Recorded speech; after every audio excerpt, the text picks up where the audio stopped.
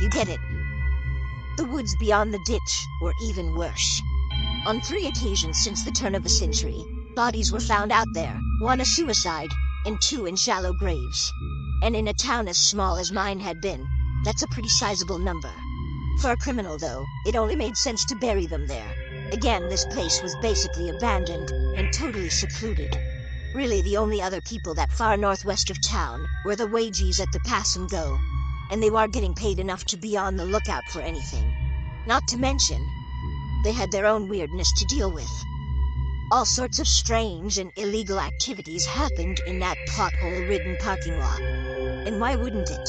That place was the last beacon of humanity's presence in the town for miles. Until you got to 90th Street, the main road shooting off from the highway. So anybody working there had enough going on at their own doorstep and wouldn't be paying any attention to cars pulled off on the side of the road with mysteriously heavy duffel bags in the trunk. Suffice it to say, once the position opened, I was the only person in town out of options enough to drop off an application. And wouldn't you know it, I was scheduled to start 2 days later. I picked it up quick.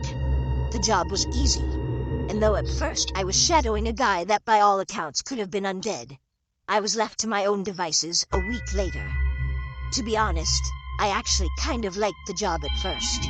10 p.m. to 6 a.m. were pretty standard hours of consciousness for me anyway, and working the graveyard shift finally gave me an excuse to sleep in until 3.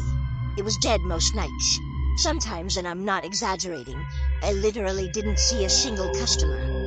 And other nights, the goofiness of my interactions with various druggies kept things interesting. But those kinds of nights aren't what this story is about.